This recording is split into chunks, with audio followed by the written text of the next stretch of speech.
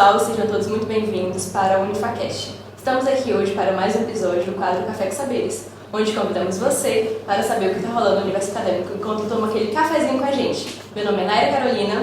E o meu é Isabela Buarque. Hoje estamos aqui com a Liga Acadêmica de Cardiologia e Liga Acadêmica de Cardiologia Intensiva e Intervencionista do curso de Medicina do Unifa, para conversar com a gente, falar um pouquinho sobre a importância da saúde cardiovascular, sobre o Setembro Vermelho e também falar um pouquinho sobre o evento super interessante que eles estão organizando. Se apresente pra gente, fala um pouquinho da Liga de vocês.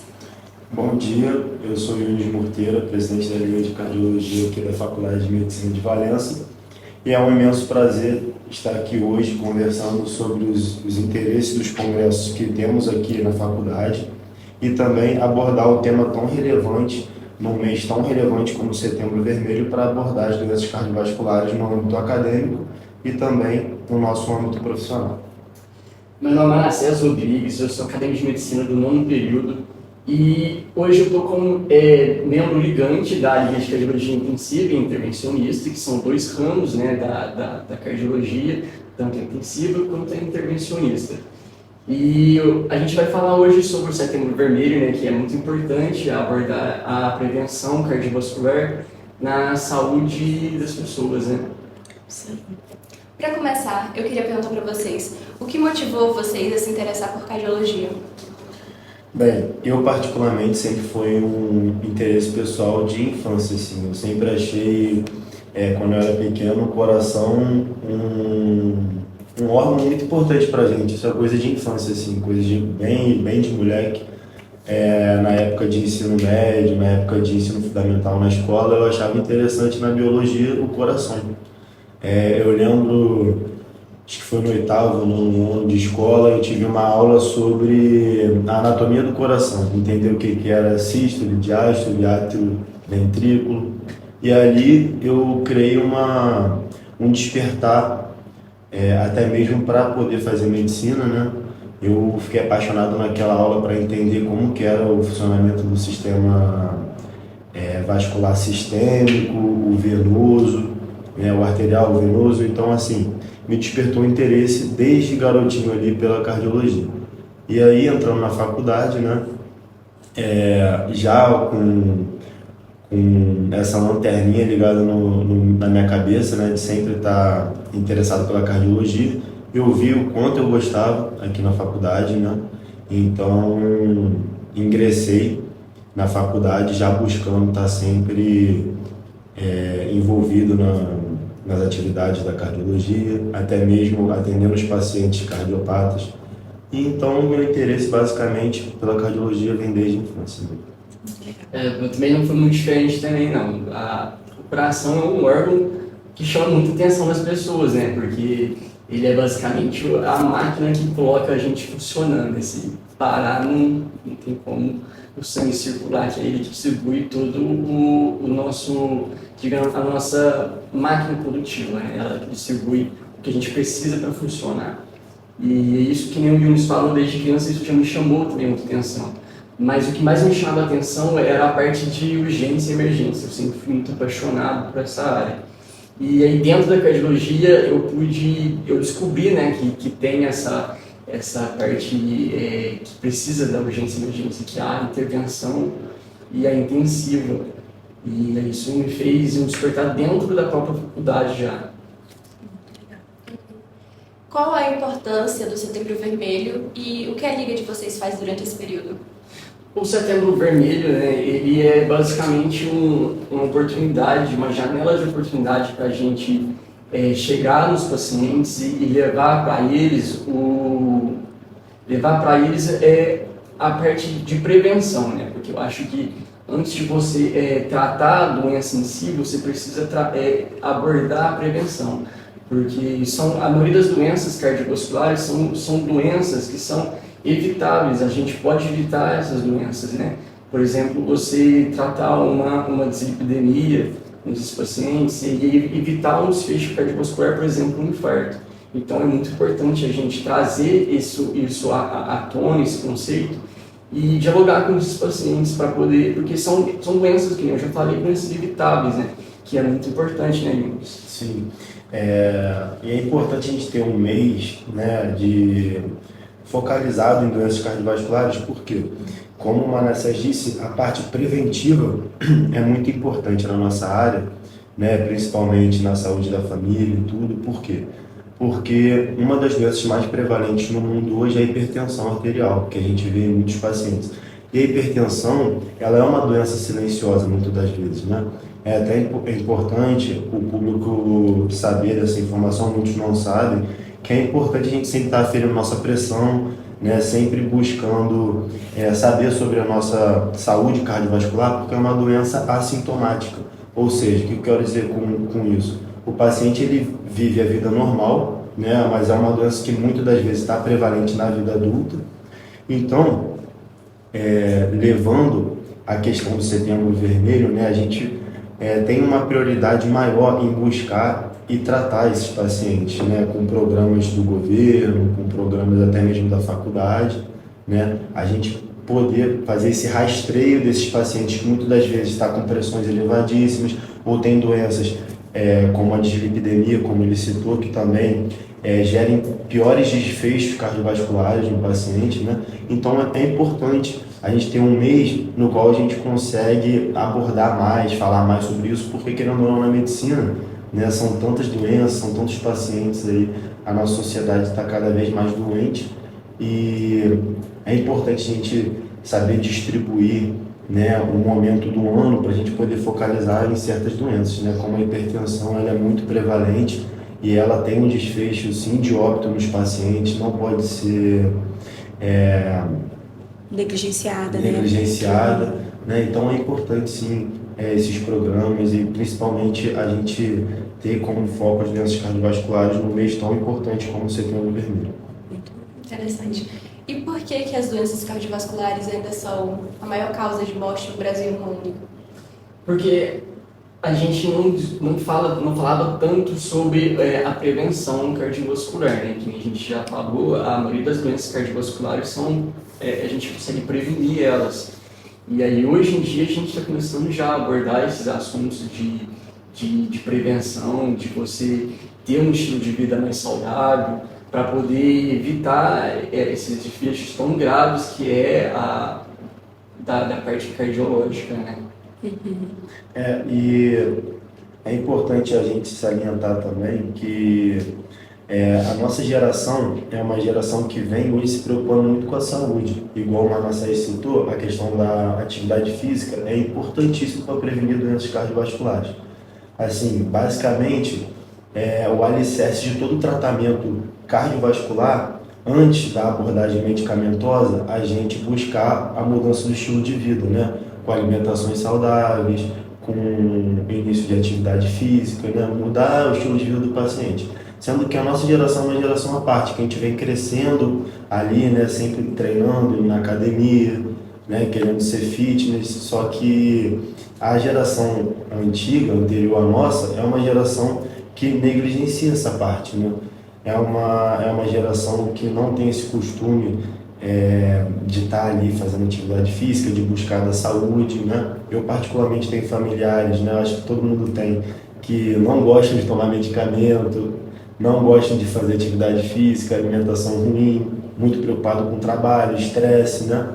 Essa nossa rotina, ela também causa muito estresse nas pessoas, né? Essa rotina corrida e tudo mais, né? E acaba tendo muitos desfechos ruins, né? O infarto é uma delas, que é muito comum a gente ter histórico aí de pacientes, né? Um infarto agudo de miocárdio, né? Principalmente população idosa, né? Que não faz uso de medicamento, ou vai no cardiologista uma consulta, toma um medicamento e depois abandona o tratamento, né? Sim, o próprio estresse, que o Nunes falou, ele promove um estado pró-inflamatório no corpo humano, né? E libera citocinas inflamatórias que ajudam a contribuir com o desfecho cardiovascular. Por isso que é importante a gente também procurar ajuda psicológica para tratar o estresse, fazer uma terapia cognitivo-comportamental, para poder tentar manter um equilíbrio emocional, né? E manter também uma atividade física regularmente. Que a atividade física é um escape mesmo, né? Para o Sim. estresse, para a ansiedade, então realmente é fundamental. Sim, e atividade física que a gente fala não é você ir na academia todo dia, é você fazer uma caminhada ali durante a manhã, chama sua esposa, família, o seu filho, um amigo, para poder fazer uma caminhada, fazer ali por exemplo, as mulheres gostam muito de fazer pilates, então isso é muito importante manter esse estilo de vida mais ativo. Né? Quais sintomas nunca devem ser ignorados e podem indicar alguma doença cardiovascular? Olha, o que a gente é primordial, que a gente aprende principalmente ao longo da faculdade e serve de até mesmo atenção para todos que estão acompanhando o nosso podcast, é principalmente a dor torácica, assim, que é uma dor no peito que o paciente sente de forma súbita e aguda, ou seja, uma dor elevadíssima, né, uma dor que a gente descreve até como uma pata de elefante espremendo o tórax, porque para deixar mais claro, né, é uma dor que o paciente nunca teve, né, então assim, se isso acontecer com algum familiar, tem que ficar atento, né, uma dor no peito, ela nunca deve ser deixada de lado e ignorada, né, é um dos sintomas primordiais aí do infarto agudo do miocárdio, então, que mata muitas pessoas, né? Então, isso é primordial, né? A gente sempre está atento num paciente que tem uma alimentação ruim, não faz atividade física, não faz uso de medicamentos, com uma idade já elevada, né? Surgir com uma dor no peito. Leve esse paciente sempre para o hospital para fazer um rastreio cardiovascular. Não deixe em casa, não tome uma dipirona, um analgésico e ache que está tudo bem, né? É importantíssimo saber desses sintomas e desses sinais que o paciente te passa para que a gente possa abordar o mais rapidamente possível. Para que tenha um desfecho favorável no infarto agudo do miocárdio, é primordial que a gente tenha a abordagem o mais precocemente possível nesse paciente. Sim, e dentro desse contexto da dor torácica, antes de chegar numa dor torácica aguda, dessa forma, a maioria desses pacientes podem também já vir há muito tempo antes tendo uma dor torácica, né, o que a gente chama de angina, né. Essa dor torácica ela pode começar de uma forma leve e, por exemplo, você está fazendo uma atividade física normalmente e aí você tem uma dor torácica, uma dor no peito, conforme você descreveu, uma dor em peso, né, ela parece que está apertando o seu peito realmente. E aí você para a sua atividade que você está fazendo e aí logo essa dor melhora. Só que ao longo do tempo essa dor começa a evoluir, né? E aí chega num ponto de ter essa dor aguda que pode ser um desfecho de um infarto, por exemplo. E não só isso, às vezes, mesmo após um almoço, por exemplo, um simples almoço, as pessoas podem sentir dor no peito. E isso está relacionado, sim, a um problema cardíaco na pessoa. Que é importante procurar uma abordagem junto com o cardiologista. E é uma coisa que eu tenho dúvida e que também sei de pessoas que têm dúvida, que tem índices de pessoas mais jovens tendo infarto e é mais provável que elas morram do que pessoas mais velhas, mais idosas. Isso é verdade? Como é que isso acontece? Sim, o problema que pode ser que a pessoa possa ter alguma doença, né, já ali de origem já desde quando foi formado o órgão do coração, né? Ou então também pode ser também a influência do meio que pode ter provocado isso nela. Como assim? Hoje em dia a gente vê muito com a juventude, também, como a gente já falou, a abordagem da juventude de hoje está muito atenta à atividade física, está fazendo uso muito de anabolizante, né? Uso exagerado e que às vezes não precisa. E a gente tem um conhecimento de que o uso de testosterona, de anabolizante, que aumenta o nível basal desse hormônio, por exemplo, em homens, eles estão associados à hipertrofia ventricular e aí hipertrofia ventricular esquerda, e aí isso pode causar uma morte súbita nas pessoas, né? Então ela vai desde de origem genética, né, até também um estilo de vida que não seja saudável também. Essa questão da origem genética ela é um fator importante para pessoas que podem acabar infartando jovens, né, infartando. Só que eu acho que o que acontece? Quando a gente é jovem, né, e a gente tem uma predisposição, pode ser doenças secundárias que podem levar ao infarto agudo do miocárdio, a doenças congênitas que levam com que o jovem ele possa ter um desfecho com um infarto agudo. Só que por que quando ocorre em jovens podem levar mais a óbito do que quando idosos, né? Os idosos, né, quando ele já é um cardiopata de longa data, querendo ou não, ele tem no próprio coração a formação de circulações colaterais. Então, por exemplo, eu jovem, eu não tenho a quantidade de circulação colateral que um paciente de 90 anos que já teve milhões de batimentos por minuto pode gerar, com um paciente que ele tem um coração acometido, porque o nosso organismo ele sempre tenta adaptar. Então tem um vazio ruim ali, eu vou gerar uma circulação colateral lá, e assim sucessivamente. Num paciente jovem, se eu tenho um infarto agudo do miocárdio por uma obstrução de alguma coronária, eu não tenho essa circulação colateral tão desenvolvida como um idoso de longa data tem. Então, se acontecer um infarto ali, eu vou ter perda de músculo cardíaco muito maior do que um paciente que ele idoso, né, que ele construiu uma circulação colateral que vai conseguir sobressair sobre um local que foi obstruído, entendeu? Então, por isso que em pacientes idosos eu posso ter desfechos um pouco ainda mais favoráveis do que num paciente jovem que ainda não formou essa circulação colateral, que acaba salvando em alguns momentos um paciente que infartou. Muito interessante. Além da diferença de idade, existe alguma diferença no cometimento entre homens e mulheres? Sim, existe. E isso é muito importante falar sobre isso. Inclusive, agora eu estou dando um módulo de GO, né, junto com a doutora Filomena, né, uma grande médica da área de ginecologia.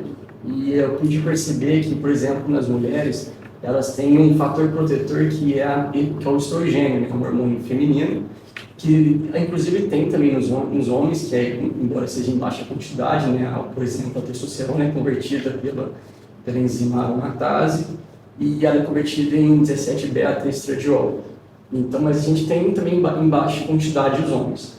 Mas voltando na parte das mulheres, o estradiol ele atua como um fator protetor para essas mulheres que estão durante o menarque, que é a fase desde a menstruação inicial, a primeira menstruação, né, que é a menarca, até a pré-menopausa. Então, ele atua como fator protetor. De que forma? Por exemplo, o estradiol ele aumenta a liberação de óxido nítrico na circulação feminina, que atua promovendo vasodilatação. Isso é muito positivo para poder prevenir, por exemplo, hipertensão nas mulheres. Ele atua também como fazer mais uma flexibilidade nos vasos sanguíneos para poder... E isso evita que lá na frente essas mulheres tenham um enrijecimento dessas artérias. Além disso, o estradiol ele diminui o nível de colesterol ruim e aumenta o nível de colesterol bom, o que ajuda a tirar os níveis de lipídios circulantes desses vasos sanguíneos e evita a deposição. Isso é importante saber disso porque você vê menos desfecho cardiovasculares em mulheres durante o menarque quando comparado com mulheres que estão já na pós-menopausa. Então, por isso tem essa diferença. Agora, nos homens, a gente tem também, por exemplo, um aumento de consumo tabagista, também de álcool. Isso é mais prevalente nos homens, embora hoje em dia os dados mostram que isso já está começando a se alterar.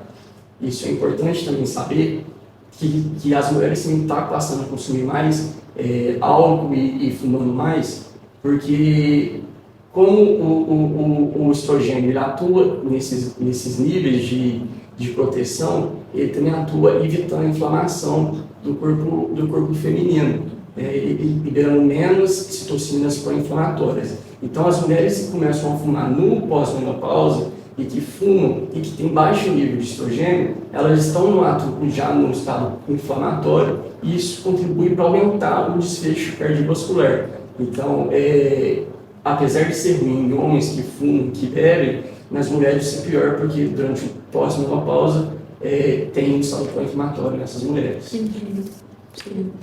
E assim, falando um pouquinho, né, sobre a liga de vocês, eu queria saber o que diferencia uma liga de cardiologia intensiva e intervencionista e quais são os focos, os temas e habilidades que vocês mais trabalham nisso. Diferencia as duas, no caso, né?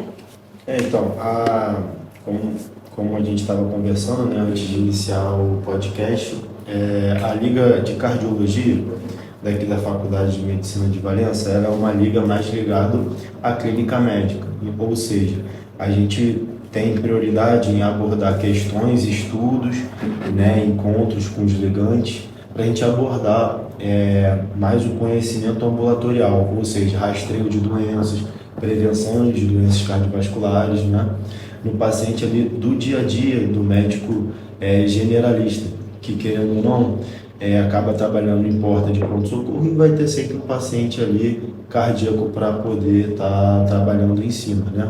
A cardio-intervencionista, né, intensiva, já é no paciente mais crítico, não é aquele paciente ambulatorial. É um paciente que quando busca o médico, ele já está em estado grave, ele precisa ser abordado de forma mais rígida e mais precocemente abordado, né? Ele tem que ser o paciente que, por exemplo, ele não vai procurar o postinho para tratar sua doença cardiovascular, ele vai procurar o pronto-socorro, né? É outro paciente, é um paciente que são doenças que pode acabar cometendo ainda mais o paciente, né? E precisa de abordagem muitas das vezes cirúrgicas ou endovasculares. Sim, esses dois ramos da cardiologia, né, tanto intensiva quanto intervencionista, a gente está em duas áreas diferentes, né? Na parte intensiva são aqueles pacientes que precisam de um cuidado mais contínuo, né? Mais monitorado, digamos assim. E na parte intervencionista são aqueles pacientes que já chegam aqui em um estado crítico e a gente precisa de uma intervenção rápida e menos invasiva, né? Por exemplo, o cateterismo que a gente já falou, né? Que é um procedimento feito ali que não precisa fazer uma operação em peito aberto, né? Ou até mesmo uma instalação de uma prótese valvar, né? Basicamente, a cardiologia clínica ela previne o paciente cardiopata de chegar a ser consultado por um cardio-intervencionista. Exatamente. Os cuidados mais básicos. Isso aí. E assim, como que é para vocês vivenciar de perto as situações, por exemplo, de UTI, procedimentos intervencionistas ainda na graduação? Cara, pra gente que está no internato, né, eu e o Manassés, nós somos estudantes do 9º período aqui da Faculdade de Medicina, vem sendo um aprendizado exponencial pra gente, né? Os pacientes que estão, né, na UTI, não necessariamente só pacientes cardiopatas, né, mas na UTI a gente tem diversos tipos de pacientes que a gente consegue estar ali monitorizando. Acho que a UTI, o CTI, muitas pessoas acham que quando o paciente é referenciado para essa unidade, o paciente está a ponto de morrer, mas muitas das vezes, né, é um paciente que ele está mais próximo do médico, ele está mais monitorizado, ele está mais está sendo abordado mais vezes, ou seja, o cuidado está sendo maior, né, e muitas das vezes isso é um ponto positivo, né, o paciente sair de uma enfermaria para o CTI, ele está ali o tempo todo sendo olhado, cuidado. É uma assistência contínua. É uma assistência contínua, né? Só que no ramo cardiovascular é muito interessante porque na UTI, os pacientes cardiopatas, principalmente os pacientes com insuficiência cardíaca congênita, que a gente vê muito em pacientes internados em CTI, é um paciente que ele é rico em aprendizado para a gente consegue aprender muito com aquele paciente, né? Porque alterações cardiovasculares, como a insuficiência cardíaca, ela gera associações renais, associações hepáticas, associações em inúmeras formas do paciente, né? Então a gente consegue examinar, a gente consegue aprender e estudar o paciente ali à beira-leito, né? E como o paciente está sendo mais assistido quando ele está internado em UTI, a gente consegue questionar com os médicos de rotina, né, como está sendo o acompanhamento, quais os medicamentos estão sendo utilizados para o tratamento do paciente, né, todo esse cuidado que é muito intensificado no paciente que está em CTI. Muito bom. E assim, a liga de vocês é filiada, né, à Sociedade Brasileira das Ligas Acadêmicas de Cardiologia. O que significa essa filiação e como fortalece o trabalho da liga? Então, a filiação à Sociedade Brasileira de Cardiologia, né, das ligas acadêmicas, ela é importante principalmente para mostrar para o cenário nacional, né, das ligas acadêmicas de diversas faculdades, que a medicina de Valença ela tem a sua importância, né? Querendo ou não, a nossa instituição é uma instituição tradicional no mercado de medicina do estado do Rio, né, tradicionalíssima, já formou diversos médicos, né, desde 1960, lá vai bolinha, né, 68, eu acho. 68. Né, então, assim, é com muito orgulho que a gente é filiado para a gente mostrar, né, no cenário nacional o conhecimento médico que nós, estudantes da Liga de Cardiologia, nós temos, né, a nossa participação, seja em estudos científicos, artigos, né, até mesmo mesas redondas, podcast, como a gente está tendo oportunidade agora, né, para a gente mostrar a importância da prevenção da cardiologia. Né. É interessante também a participação de congressos, né, o network, a gente conhecer médicos, cardiologistas, referências no cenário mundial, né, para nós que somos estudantes e que temos grandes objetivos pela frente, é muito importante, tanto para nós quanto para os nossos membros e ligantes, né, e o pessoal da direção da Liga de Cardiologia. Né, até mesmo a Liga de Cardio Intensiva, a gente buscar realizar trabalhos juntos, né, juntamente com o Congresso de Ligas Acadêmicas Nacional. Isso é muito importante para a gente, para o desenvolvimento até da nossa instituição. Essa associação com a filiação, né, com a Sociedade Brasileira de Cardiologia funciona como se fosse o selo do Instagram, de que você oficializa o seu perfil, você dá uma maior credibilidade para a liga, né, e maior visibilidade, né, a liga, visibilidade e credibilidade, esse selo de filiação. Muito bacana isso aí. A gente tem informações de que ambas as línguas estão promovendo o curso de eletrocardiograma. Qual a importância de saber interpretar um eletrocardiograma tanto para um aluno de medicina quanto para o médico já formado? Então, eletrocardiograma acho que é uma das grandes dificuldades de não só estudante como de médico já formado, né? Porque tá ali durante a emergência e você não saber interpretar, isso é muito difícil, porque o eletro, querendo ou não, ele é sim difícil de interpretar, né? E é preciso tanto o médico estar atualizando o conhecimento dele dentro do eletrocardiograma, quanto para a gente que é estudante, que está nessa fase inicial de engatinhar dentro da medicina, está aprendendo mais de forma profunda com profissionais já experientes e que sabem lecionar isso de maneira didática, né? Então isso é muito importante para a gente poder abordar esse assunto não só com a gente ligante, como também com outros colegas daqui da faculdade, né, Lucas? Então, o eletrocardiograma, cara, quando a gente começou a aprender aqui na faculdade, a gente meio que, um amigo meu disse, e faz muito sentido, o eletrocardiograma, ela é uma ferramenta que ela te desafia, porque parece que você está aprendendo uma língua nova.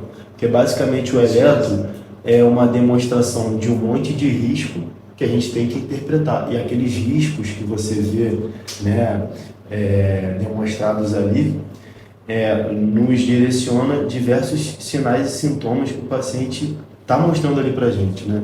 Então é uma ferramenta de rastreio importantíssima, que é primordial que a gente saiba. Então por isso que as nossas ligas, elas têm essa preocupação de oferecer cursos de eletro principalmente para os ligantes e para os estudantes aqui da nossa instituição, né? Mas como o Manassés disse, é uma ferramenta que a gente sempre tem que estar abordando, porque ela é de alta complexidade, né?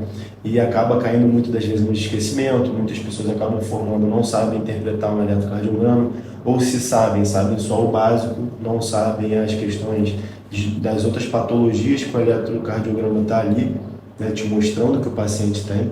Porque assim, basicamente, quase todo paciente que ele tem alguma queixa cardiovascular, ele vai chegar no pronto-socorro, ele vai ser atendido, vai rodar um eletrocardiograma nesse paciente. Por quê?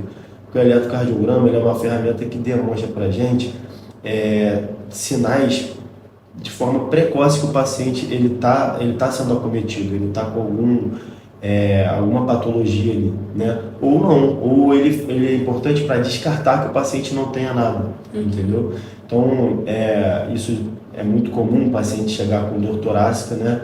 Quando a gente estuda a dor torácica, que é uma das principais queixas dos pacientes hoje, a gente tem dores torácicas inespecíficas e específicas, né, de certas doenças. Basicamente, 90% dos pacientes que chegam é com dor torácica inespecífica, não sabe descrever o porquê que chegou no pronto-socorro com a dor torácica, né? E aí o eletrocardiograma a gente roda no paciente, né? A gente utiliza essa ferramenta para nos dizer, olha, o paciente está saudável, o paciente está normal, ou o paciente não, ó, o paciente tem uma alteração no eletro aqui que é importante, a gente tem que manter esse paciente internado, tem que manter esse paciente sendo observado, né? Então, é uma ferramenta importante para direcionar, né, a nossa conduta no paciente. E o eletro também, ele não mostra só algum evento agudo, né? Ele mostra também o histórico mais crônico desses pacientes, né? Por exemplo, paciente que tem hipertensão, que a gente já falou anteriormente, de que é assintomático, né, de hipertensão, mas muitas vezes quando ele já está de uma forma muito crônica, o coração já está acometido, ele já está hipertrofiado ali. E a gente já consegue ver através de um ciclo elétrico, dando um eletro ali no paciente, ver que esse paciente já é um hipertenso crônico, através de alterações que ele mostra. Então ele mostra tanto eventos agudos como mostra também alterações crônicas nesses pacientes. Muito interessante, né? Tem algum erro mais comum ao interpretar o eletrocardiograma e como evitar? Sim, um dos erros mais comuns e que desafia o aprendizado médico, né? Tanto de estudante quanto de médico já experiente, né, formado, interpretação de um supra de ST, né? Eu acho que isso é um clássico dentro do eletrocardiograma. Além do que o Manassés falou, que é muito comum, um dos erros principais, né, a gente aprende com o eletrocardiograma, ele é uma ferramenta que é muito importante para a gente, só que a gente sabe que é uma ferramenta que tem seus defeitos. Ou seja, quando a gente roda um eletrocardiograma no paciente, a gente não pode rodar apenas um eletrocardiograma no paciente, né? O certo para a gente ter certeza que o paciente tem ou não uma patologia através somente do eletro é a gente rodar 2, 3 vezes o eletro, né? Diante de uma dor torácica, né? Principalmente diante de um infarto. Então, por exemplo, você chegou para mim com uma dor torácica. Beleza, vamos rodar o eletro nessa paciente. Chegou com alteração, supra de ST. Supra de ST é basicamente um morrinho, o pessoal leigo aí, que mostra pra gente um morrinho no gráfico do eletrocardiograma, que mostra pra gente que o paciente pode ser que esteja infartando. Só que a gente não pode confiar somente nesse eletro que foi rodado. O principal erro que a gente vê muito até de recém-formado, né, ou até mesmo de nós estudantes, é somente confiar no primeiro eletro que foi rodado. O paciente está infartando. Porque muitas das vezes o eletro ele pode vir com erros de alterações. Ou vir normal, né? Ou vir normal. Ou o paciente pode estar infartando e o eletro veio normal. Sim. Né? Então, assim, a gente não pode rodar somente um eletro. A gente tem que sempre rodar 2 a 3 eletros para a gente ter certeza se o paciente está infartando ou não, se o paciente ele tem um eletro normal e não tem nada, né? Ou seja, a dor dele não tem nada relacionado, associado a questões cardiovasculares. E é muito comum o paciente chegar, o médico chegar, né? E muitas das vezes não fazer essa avaliação mais vezes do eletro, né, e rodar mais vezes no paciente para ter certeza do que o paciente tem. Sim, eu acho que mais do que saber o eletro é você saber a clínica desse paciente, né? O que você espera encontrar dentro desse eletro através da clínica que aquele paciente apresenta. Além de saber interpretar o eletrocardiograma, quais outras competências práticas um profissional deve ter ao se deparar com um paciente cardiopata? Então, o que o Manassés falou é primordial. A gente, como médico, a gente nunca deve se basear ou a gente não pode depender de exames complementares. Como ele disse, a clínica é sempre primordial no paciente cardiopata. Então, a competência principal, né, de qualquer médico que esteja relacionado com pacientes que têm doenças cardiovasculares é saber a clínica que esse paciente vai chegar para você, né? Tudo bem que a hipertensão é uma doença que ela é complicada, porque se não houver o rastreio, o paciente muitas vezes é sintomático e o paciente não vai te dizer nada. Você vai chegar para o paciente, o senhor está sentindo alguma coisa? Ele vai falar, não sinto nada, minha vida é normal, né? Porque os pacientes com hipertensão, como eles são pacientes muitas das vezes com elevações de pressão, né, de longa data, o organismo se adapta a essas pressões aumentadas. Então o paciente ele não queixa muitas das vezes, né? Não são todos os casos, mas tem casos que o paciente ele até queixa de cefaleia, né, de uma dor de cabeça na região de nuca, de forma súbita que nunca teve, e a gente já começa a pensar, né? Mas eu acho que é primordial para o médico, né, relacionado à maioria das doenças cardiovasculares, né, é saber a clínica do paciente, é saber que o paciente com insuficiência cardíaca ele vai chegar com queixa de falta de ar, é saber que o paciente com infarto ele vai chegar com queixa de dor torácica, ou o paciente não vai chegar especificamente com a queixa de dor torácica, mas pode chegar com queixa de dor epigástrica e dores que a gente tem que rastrear no sistema cardiovascular. Então, assim, o paciente, o médico clínico, que ele sabe os sinais e sintomas que o paciente vai chegar para você, o paciente está te descrevendo o que ele tem, né? Basta a gente ter um conhecimento, saber rastrear, né, abordar e fazer a conduta correta nesse paciente. Eu acho que é a ferramenta principal. Sim, isso é a boa semiologia médica, né? Você ter uma boa anamnese com o paciente, saber conversar com ele, dialogar e pegar dele essas informações, e também um bom exame físico, para através disso você buscar sinais, sintomas e saber buscar quais exames você vai solicitar, né? Por exemplo, um paciente que tem uma síndrome metabólica, através de uma boa anamnese você consegue obter informações para buscar exames, senão não vai adiantar, você vai pegar um monte de exames de forma desnecessária, aumentando o gasto no serviço público, que às vezes nem precisava daquilo, né? Por exemplo, a dislipidemia que está associada à síndrome metabólica, a diabetes que está associada à síndrome metabólica. Você percebendo esses sinais e sintomas, que é um conjunto que forma uma síndrome, você começar a iniciar esse rastreio nesses pacientes. Por exemplo, começar a pedir uma glicemia de jejum, ou pedir um perfil lipídico nesses pacientes. Então, é mais do que pedir um simples exame, é você saber uma boa semiologia médica. Isso aí. E, gente, conta pra gente um pouquinho sobre alguma história marcante que vocês acompanharam na cardiologia. Eu acompanhei uma recentemente e é uma história mais pessoal minha. Durante agora nas férias eu tive um tio, né, que teve um desfecho cardiovascular e que se não fosse também a própria prevenção dele, né, que nem a gente já falou anteriormente, de fazer atividade física, de manter uma alimentação mais saudável, de não fumar, de não beber. Se ele não tivesse tido isso, talvez o desfecho clínico dele teria sido muito pior do que o que teve, né? E muitas das vezes esses pacientes eles não lêem livro, né? Eles chegam lá para a gente às vezes com um sinal ou um sintoma que difere daquilo que a gente aprendeu na faculdade. Então é importante a gente estar atento ao paciente com um olhar mais holístico, né, com uma forma mais completa nesses pacientes, para poder entender o que está acontecendo com ele. No meu caso também não muda muito do caso do Manassés, porque quando o assunto é família sempre é marcante, né? Sim. E basicamente eu acho que a maioria das pessoas, alguém da família vai ter algum desfecho cardiovascular. Talvez não agora, mas lá na frente é quase que inevitável, né? Porque o envelhecimento fisiológico do nosso coração causa posteriormente um desfecho de insuficiência cardíaca basicamente em quase todos os pacientes idosos, né? E a minha avó foi um caso que marcou para mim, né? Minha avó já tem, eu acho que em torno de, não tenho certeza, em torno de 96 anos, né? E ela, por ter uma idade muito elevada, né? Como eu disse, o coração fisiologicamente acaba ocorrendo calcificação de válvulas, acaba tendo um enfraquecimento, né, a fração de ejeção mais reduzida e de forma natural, isso ao longo da vida, né? O nosso coração ele não suporta uma fração de ejeção perfeita ao longo de toda a vida, é natural que ao longo do dia a dia, né, com a idade já mais elevada, o coração vai ficando mais enfraquecido. Então a minha avó ela começou a descompensar a insuficiência cardíaca natural que ela já tem e acabou tendo que ser internada.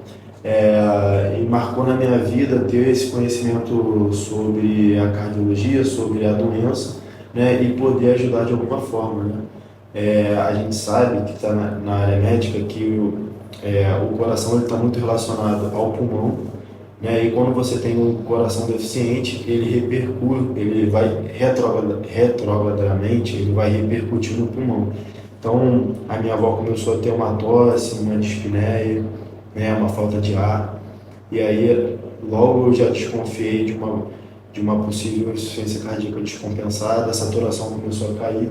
Então, foi importante para mim ter esse conhecimento, ficou marcado para mim eu poder ajudar a minha avó de alguma forma, né, já orientar a internar minha avó e no CTI e logo monitorizar e intervir o mais precocemente possível para que ela tivesse um desfecho favorável e posteriormente uma alta para que ela fique tranquila ao longo da vida dela. Então é muito importante, foi muito marcante assim para mim, poder ajudar de alguma forma. Incrível, né? Isso que o conhecimento traz, a forma de a gente ser útil na vida das pessoas, ainda mais na nossa família, isso é incrível mesmo.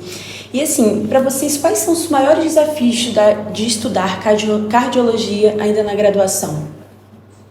A cardiologia é uma área muito complexa na medicina. Você saber unir a semiologia, né, a clínica médica, junto com a interpretação de exames, isso é desafiador às vezes. E isso demanda tempo de estudo, né, da gente para poder tá aprendendo a cardiologia. Uhum. Cara, basicamente, eu acho que o maior desafio é porque, assim, as doenças cardiovasculares, elas influenciam de diversas formas o paciente, porque o coração ele tá relacionado a questões pulmonares, ele está relacionado às questões renais, ele está relacionado a questões hepáticas, às questões sistêmicas, né, dos vasos. Então, assim, se um paciente tem um problema no vaso, né, como a dislipidemia, vai ter alteração cardíaca. Se o paciente ele tem uma doença renal, né, que é muito comum, vai ter repercussão cardíaca. Ou vice-versa, se o paciente tiver uma doença cardíaca, ele vai ter repercussão hepática, ele vai ter repercussão renal, ele vai ter repercussão pulmonar. Então, basicamente, você tratar a saúde cardiovascular do paciente, você está tratando o paciente como um todo, né? Porque previne com que os nossos outros órgãos vitais sejam preservados, né? E o maior desafio na medicina, ao longo da faculdade, é você saber elaborar e associar todas essas alterações que são importantíssimas para o paciente. Por exemplo, até mesmo questões cerebrais. Por quê? O paciente que ele é cardiopata, ele não faz tratamento de uma hipertensão, ele pode ter um desfecho de um AVC hemorrágico, né?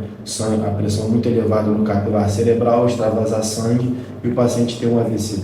Todos nós sabemos que o AVC tem um desfecho muito desfavorável, né? Um desfecho negativo.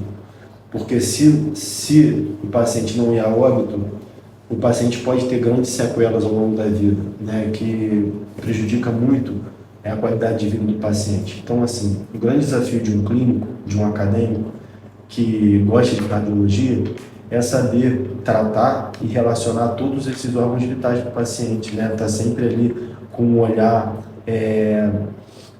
bem preocupado no paciente como um todo, né? A gente não pode também só tratar, o paciente está com essa queixa cardiovascular, beleza, vamos tratar só isso aqui. Está sempre preocupado também em referenciar para as outras especialidades no qual o paciente ele possa precisar posteriormente, né, para gerar um cuidado no paciente como um todo, né, buscando a integralidade do paciente. Sim, outro desafio também que é marcante na cardiologia é que ele está sempre se atualizando. A cardiologia muda constantemente. A gente entrou na faculdade aprender a diagnosticar a hipertensão de uma forma e já durante o decorrer da faculdade os guidelines já mudaram e os protocolos de diagnóstico mudou. Hoje é diferente como você faz um diagnóstico de um paciente hipertenso do que quando a gente entrou na faculdade. Então, você está em constante atualização é desafiador. Tanto para nós estudantes como para os médicos, né, formados de longa data. Agora mesmo teve um congresso internacional de cardiologia que mudou vários protocolos da cardiologia. Então, assim, muda constantemente os diagnósticos e os meios de a gente fazer pedido de exame, né? E assim, para quem já pensa em residência nessa área, quais competências práticas e pessoais valem ser cultivadas desde já? Semiologia médica. Para quem quer entrar dentro da cardiologia, não tem como. Tem que ser um bom semiologista, né? Você tem que saber fazer uma boa anamnese, um bom exame físico no paciente, e além disso, juntar com isso para você ter uma boa interpretação de exames, né? Como eu já falei, você tem que saber a boa semiologia para você saber o que você vai interpretar dos seus exames, o que você vai querer saber que tem ali alterado. E, que eu acabei de falar agora há pouco também, é você cultivar o estudo, né? Porque a cardiologia está mudando constantemente. Então, é estudo constante, você ter uma boa semiologia e você saber interpretar os exames cardíacos, né? Eu acho também primordial, né? Além da semiologia, a fisiologia, que é muito importante ali no ciclo básico para os passos iniciais de quem quer ingressar nesse mundo da cardiologia, é gostar de clínica médica, cara. Quem não gosta de clínica médica dificilmente vai conseguir gostar de estudar, de estar ali atualizando o conhecimento, né? Tem que gostar de clínica. Como eu disse, o coração está relacionado a diversas outras áreas, né? Então tem que gostar de clínica no geral, né? O estudante que eu acho que é mais ligado à cirurgia, talvez ele tem que ingressar na cirurgia, né? Quem quer ingressar em cardiologia tem que gostar de clínica médica, tem que gostar de ouvir o paciente, tem que gostar de ter esse contato próximo com o paciente, de fazer uma boa descrição de anamnese para entender todo o histórico do paciente. Tem que ser um profissional competente que tenha paciência, né? Porque em muitos casos nós lidamos com pacientes de diversas formas e com diversas outras comorbidades, pacientes complexos, né? E como eu disse, se você é um cardiologista, chega um paciente renal para você, você tem que saber abordar esse paciente. Chega um paciente que ele tem uma doença pulmonar, você tem que saber abordar esse paciente. Chega um paciente com uma doença neurológica, você tem que saber abordar. Paciente com doença hepática, tem que saber abordar. Porque tudo isso repercute de alguma forma, diretamente ou indiretamente no coração. Então, o estudante tem que gostar de clínica médica, tem que gostar de estudar, né? Como o Manassés disse também, que é importante, até para nós estudantes, até para os profissionais já formados, é a questão de estar sempre se atualizando, né? Porque os guidelines hoje mudam de ano em ano e muitas das vezes a conduta muda, né? Então, assim, estudos estão aí para isso e a gente tem que estar sempre se atualizando, sempre estudando e tem que gostar do que faz, né? Não tem jeito. Acho que quem gosta muito de cirurgia acaba que não tem essa paciência, não tem essa... E aí eu acho que tem que ir para o âmbito mesmo da cirurgia. São mundos diferentes que a gente vai se encontrando ao longo da faculdade. Sim. Durante a faculdade, vocês já tiveram contato com algum paciente complexo? Já, muitas vezes. Principalmente, cara, a gente ao longo da faculdade, né, eu nem digo ir muito para o hospital, porque ao longo da faculdade a gente vai mais para o hospital, fica mais no hospital, roda em diversos hospitais e cenários externos, mais no internato.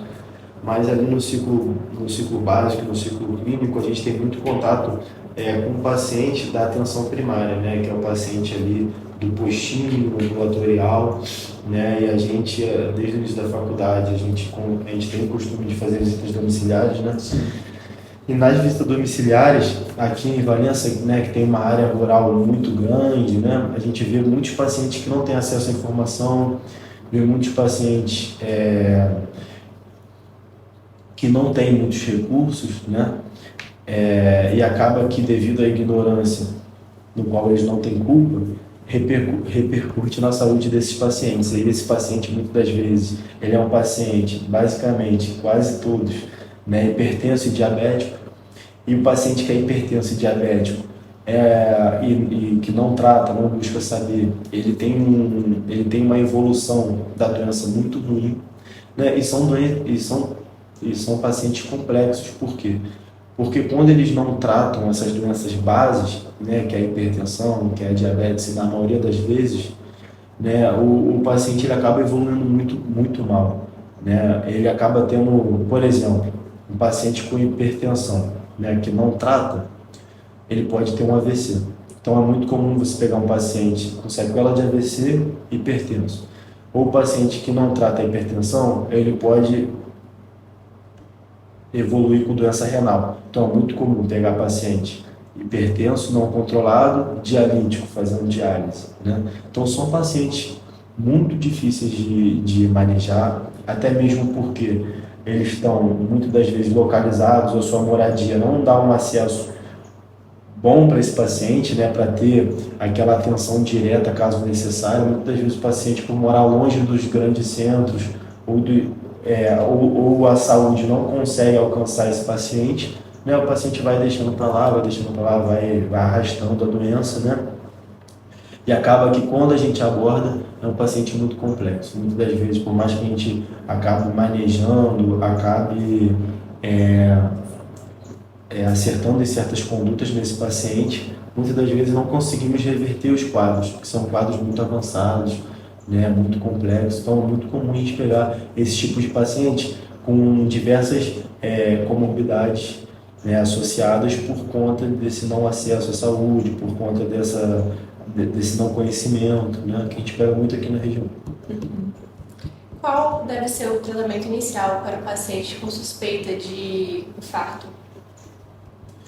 Então, paciente com suspeita de infarto, a gente é acadêmico, né? A gente não tem ainda essa prioridade para te dizer qual é a conduta correta do que tem que ser feito, até porque cada médico ele age de uma forma. Só que o que a gente sabe é o seguinte: se o paciente chegou com infarto ou com suspeita de infarto, principalmente para as pessoas que são leigas no assunto, eles têm que ser encaminhados para o pronto-socorro. Não pode se deixar um paciente com queixa de dor torácica em casa, achar que é normal, dar uma dipirona, dar um paracetamol e vida que segue, né? Só que boa parte desses pacientes, eles vão ser internados, tem que ser internados, vão fazer exames complementares como eletrocardiograma, raio-x de tórax, né, troponina, para ser rastreado. E diante da evidência que esse paciente está se infartado, a gente tem muito a ajuda do eletrocardiograma para conduzir a conduta. Se é um eletro com supra ou um eletro sem supra.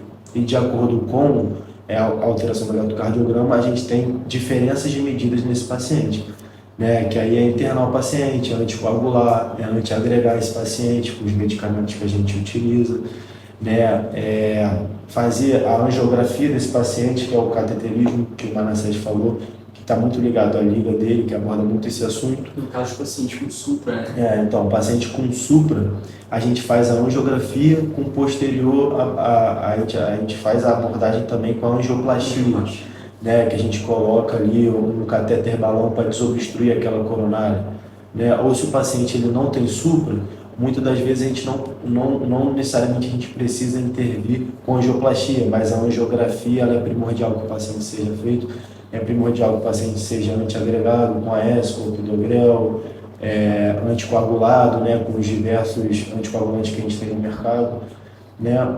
Ou se muitas das vezes também o profissional, o médico, ele não trabalha num centro que disponibiliza todas as ferramentas que ele pode usar, então muitas das vezes a gente tem que trombolizar esse paciente com os medicamentos disponíveis, né? Sim. Então depende de diversos fatores, né? Depende do local onde você trabalha, porque muitas das vezes o local onde você trabalha não vai te disponibilizar o que você quer, o que você precisa, ou o que você aprende na faculdade, né? E aí a gente tem que se virar nos 30, né? Para salvar a vida do paciente. Qual o papel do estudante como disseminador de informações para transmitir informações sobre prevenção e tratamento, mas sem causar ansiedade nas pessoas durante esse Setembro Vermelho? Bom, o papel do estudante, eu digo que o estudante ele é como se fosse o vereador da medicina. Ele está sempre ali perto da população, de uma forma geral, está sempre próximo, né, de familiares, de amigos, da comunidade local, né? O que é um pouco diferente, talvez, de um médico já formado, que está mais ali restrito ao consultório ou até mesmo no hospital. O estudante está mais em contato direto. Então, isso é muito importante, essa proximidade do estudante, até mesmo na forma de falar com os pacientes, né, de sem usar termos específicos na medicina, né? A gente está aprendendo ainda, né, a usar os termos, então acaba que a gente sabe dialogar de uma forma mais próxima com esses pacientes. E mais do que ao que você me perguntou sobre alarme, né? Foi isso que você perguntou, né? Mais do que você explicar para o paciente a prevenção, né? Você falar sem alarmar esse paciente. porque talvez você causar um alarme, isso pode ser desnecessário para o paciente, gerar uma ansiedade nele. Então é você basicamente explicar para ele que ele precisa ter um bom estilo de vida, um estilo de vida mais saudável, evitar comida muito gordurosa, comida muito açúcar, sem estar alarmando ele de uma forma desnecessária. Por exemplo, se você fizer isso, você vai ter um infarto, você vai infartar. Não é assim. A gente tem que conversar de uma forma mais gradual até chegar no objetivo que a gente quer. Isso aí. E assim, para o pessoal que tem interesse em entrar na Liga de Cardiologia, como que funciona esse processo? Basicamente, como a cardiologia, né, eu estou falando assim, pela Liga de Cardiologia mesmo, da faculdade. A da intensiva, o Manassés pode falar melhor. Mas a Liga de Cardiologia aqui, basicamente a gente tem a grade de cardiologia no 6º período da faculdade, né? Então, até o 6º período, muitos alunos não teve contato com a clínica cardiologia em si. Ele tem contato com os fundamentos básicos para se entender como é o funcionamento cardiovascular, que é na fisiologia, na semiologia, como o Manassés falou, que são pilares para formar o estudante para chegar até a cardiologia no 6º período e já ter uma noção básica, né, do funcionamento fisiológico, né, de como fazer uma boa anamnese, de como fazer um bom exame físico cardiovascular, para quando chegar na cardiologia já ter uma noção muito boa, né, para aprender. Se a gente entende como funciona fisiologicamente, a gente consegue entender como ocorre patologicamente, né, a doença do paciente. Então, basicamente, para ingressar na nossa liga tem que ter feito até o 5º ou 6º período, mais ou menos, né? Se eu não me engano é 5º, porque aí a pessoa já entra na cardiologia já ingressado na nossa liga, no 5º período. E, assim, a Liga de Cardiologia, ela é muito importante, principalmente para quem já tem um pezinho na cardiologia, né? Porque a gente consegue fazer reuniões com os ligantes, a gente faz estudo de artigos cardiovasculares, né? Uso de dispositivos cardiovasculares, que está muito em alta hoje, a gente consegue fazer estudos, a gente faz reuniões, né? A gente tem um estágio dentro da nossa liga que é interessantíssimo para quem tem interesse, que é o curso de ecocardiograma no Hospital Escola aqui, que é um exame primordial para se entender a anatomia do coração, para se entender o funcionamento do coração, para diagnosticar principalmente a insuficiência cardíaca, né, nos pacientes, hipertensão pulmonar, hipertrofia ventricular, dilatação ventricular. Além da gente saber os sinais e os sintomas que o paciente vão ter, você também vai ter o conhecimento do exame do ecocardiograma, que é importante, né? Às vezes você nem vai sair dali formado em ecocardiograma, mas você tem ali, né, com a ajuda do nosso professor orientador Rafael Moura, né, vai estar ali te orientando, aumentando o seu interesse pelo curso, aumentando o seu interesse pela área, né, da cardiologia. Então, assim, eu acho que é uma das ligas mais tradicionais dentro do curso de Medicina de Valença. A Liga de Cardiologia é uma das mais antigas, desde quando começou essa ideia de liga acadêmica, né? Não é uma liga que tem 1, 2 anos, é uma liga que tem história já na faculdade, com diversos projetos. A gente orienta os alunos que têm interesse em fazer projeto de iniciação científica, o estudante que tem interesse em fazer o projeto de extensão, né? E é lógico, a gente sempre busca abordar questões cardiovasculares para posteriormente publicar em revistas, né, ou apresentar esses estudos em congressos, né, de cardiologia. E a Liga também, ela te propõe, né, algo muito importante, que também é o networking, né? A gente está sempre conversando com outros cardiologistas, com os ex-alunos que já formaram e se tornaram cardiologistas, né? Essa interação que a gente tem muito tradicional na nossa faculdade, né, da Liga Acadêmica, está sempre associado com o projeto dos ex-alunos aqui da faculdade, né? Tem diversos cardiologistas já formados, renomados no mercado e que apoiam a nossa liga, trazem ideias, trazem projetos. Então, assim, para as pessoas que têm interesse na Liga de Cardiologia da faculdade, vem que você vai ser muito feliz, você vai ter um aprendizado exponencial, maravilhoso aqui com a gente, experiências maravilhosas, e que eu não tenho palavras. Para mim, pessoalmente, foi ótimo, só aumentou meu desejo pela área e eu indico. Sim, na cardio intensiva intervencionista, a gente você consegue ingressar a partir do sexto período, né, que o já falou. Você tem que ter uma base curricular para você poder ingressar, porque não tem como você chegar e não ter conhecimento do mínimo necessário para você entender a complexidade da cardiologia. Né? Você primeiro precisa saber a anatomia humana, né? Que ela funciona como se fosse um mapa do corpo humano. Né? Você precisa entender esse mapa e depois passar pela fisiologia médica, né? Que é como funcionasse, ela funciona como se fosse um manual de instruções do corpo humano, né? Como que esse corpo humano funciona. E depois também pela patologia médica, né? Como que acontecem essas alterações no manual, né? Você poder entender isso. E a semiologia médica, né? Que você é um dicionário da medicina, tem que dominar a semiologia médica também. Então não tem como você chegar numa liga de cardiologia sem passar por essas etapas, sem passar por elas, porque elas formam a nossa base médica, não só na cardiologia, como de qualquer outras áreas, né? Então acho que isso é essencial para poder entrar.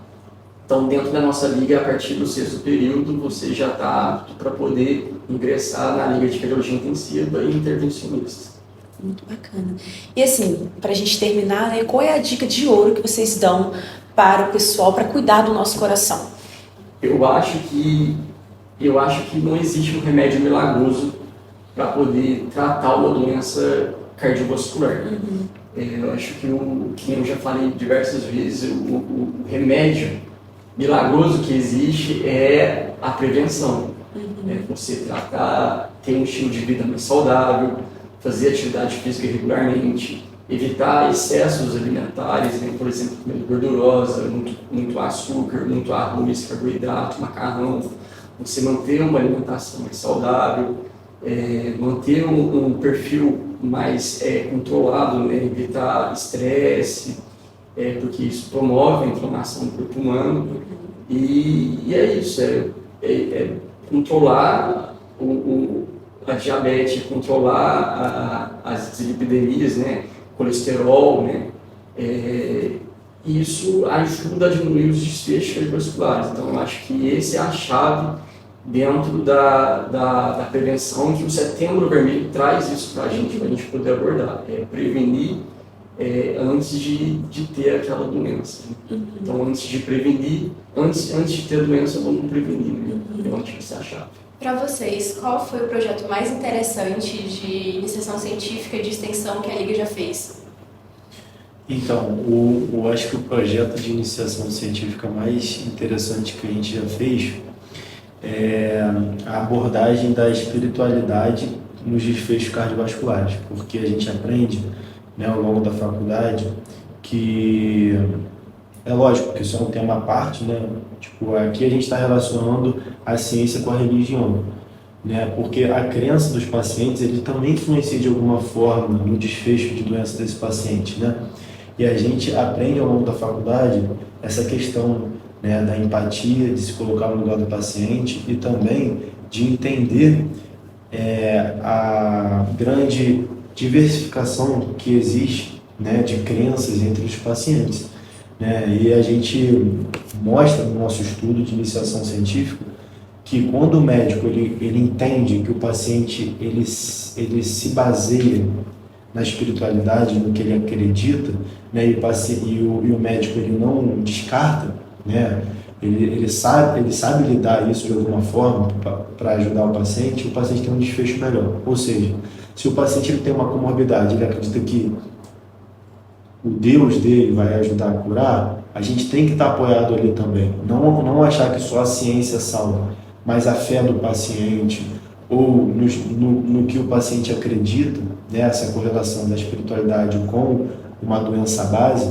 Nós, como médico, a gente não pode ser pessoas ignorantes, pessoas que não respeitam a crença do paciente. Por mais que eu não acredite no que o paciente crê, eu vou respeitar e eu vou usar aquilo como base para ajudar e associar com a ciência, com o uso dos medicamentos, para que o paciente tenha um bom desfecho. Né? E sim, existem situações na medicina que quando tudo já foi feito, a gente se baseia na fé, no que o paciente acredita, no que eu acredito, e acabo rezando ou orando para o paciente, porque tem situações terminais, muito envolvida principalmente na área da oncologia, no qual já foi feito tudo quanto é tipo de tratamento, de abordagem, e que muitas das vezes o paciente, nesse cuidado paliativo, ele precisa estar ali associado à fé dele, né, à crença dele, à religião dele. Né? E tem muitas doenças cardiovasculares também ligadas a doenças oncológicas. Né? Muito paciente que faz uso de medicamentos oncológicos ou faz quimio e radioterapia que tem repercussões cardiovasculares. Né? Um paciente que está tratando o câncer, por exemplo, de próstata, muito comum em homens, né? No dia atual, no mundo atual, e acaba fazendo quimio e rádio, acaba gerando questões vasculares, cardiovasculares, que às vezes o paciente nem sabia, né, que poderia gerar. Então, assim, muitas das vezes esse estudo ele foi bonito, né, foi marcante assim na nossa vida, porque a gente mostrou que quando o paciente ele tem uma doença base cardiovascular e o médico, o cardiologista, ele consegue associar a questão religiosa juntamente com a terapia desse paciente, o paciente tem um melhor desfecho do que em pacientes que têm a doença e muitas das vezes não é abordada a religiosidade desse paciente no tratamento dele. Bom, gente, nós queremos agradecer pela presença de vocês aqui. Foi muito bacana, muito legal esse papo, né? A gente tá saindo aqui com muito mais conhecimento, com certeza a galera também. Vocês querem deixar algum recado, talvez a rede social da Liga ou de vocês? Podem ficar à vontade. A rede social da minha liga é lacar.fmv, né? Lacar é a Liga de Cardiologia da Faculdade de Medicina Abreviado. Só colocar Lacar, LACAR, que você vai achar o Instagram da Liga. Né, lá você vai encontrar as oficinas que a gente faz, vai encontrar as palestras que a gente faz, os congressos que a gente participa, as reuniões científicas que a gente faz, os projetos que temos, né, e que realizamos. É uma liga muito ativa, vale muito a pena. Né? E além da rede social, o recado que eu gostaria de deixar, parece que é batido o que eu vou falar, né? Mas tem que ser falado, tem que ser reforçado sempre, né? Para que a nossa geração ela busque tratar da sua saúde cardiovascular através da atividade física, que é primordial, de uma boa alimentação. Né? A gente sabe que eventualmente a gente sempre vai comer um churrasco, uma pizza, um hambúrguer, vai comer doce, mas está ali numa rotina, dentro de uma rotina de treinamento, cuidando da sua saúde. Né, é importante para todos nós jovens, para os idosos, né, fazer ali sua fisioterapia, seu pilates. Isso, querendo ou não, parece que todo mundo fala isso, mas impacta diretamente nas doenças cardiovasculares, sim. Né? Não preciso nem falar, já é mais que conhecido também a questão do tabagismo, do uso do cigarro, do uso do vape, que é muito comum na nossa geração. Também prejudica principalmente questões pulmonares, cardiovasculares, né? Também tem que ser deixado de lado. É lógico, é importante uma equipe multidisciplinar para abordar, né, esse paciente. Como o Manassés falou, que também gera repercussões cardiovasculares, a questão psicológica. Hoje a gente vive num mundo que a gente é desafiado a todo momento, a gente tem que ser melhor a todo momento, nosso concorrência só vem aumentando no nosso mercado, então a saúde mental ela é primordial para a gente cuidar do nosso coração também. Então, o recado que eu quero deixar é que sempre se preocupe com você. Né? A gente está num mundo que a gente não se preocupa em nada com a gente só se preocupa na nossa carreira profissional, no nosso status, mas é importante a gente ter um tempo para cuidar de si nessa rotina doida que a gente tem. Né? E basicamente é isso que eu deixei, cara. Bom, eu queria agradecer a vocês, esse convite que vocês fizeram à nossa liga para poder estar aqui presente, falando desse tema importante, né, que é o Setembro Vermelho, trazendo essa conscientização para as pessoas, né, e levando essa saúde coletiva, né, essa informação para poder prevenir desfechos cardiovasculares. Isso é muito importante. E agradecer pelo convite e espero que a gente possa voltar aqui, né, para poder debater mais sobre cardiologia. E é isso, tenho muito a agradecer a vocês. Muito obrigada, gente. E esse foi mais um episódio do quadro Café com Saberes do UniFaCast, o podcast oficial do UniFa. que é o melhor centro universitário do Rio de Janeiro. Até a próxima quinta. Não se esqueça de se inscrever aqui no canal do Unifa e também nos seguir nas redes sociais. Tchauzinho!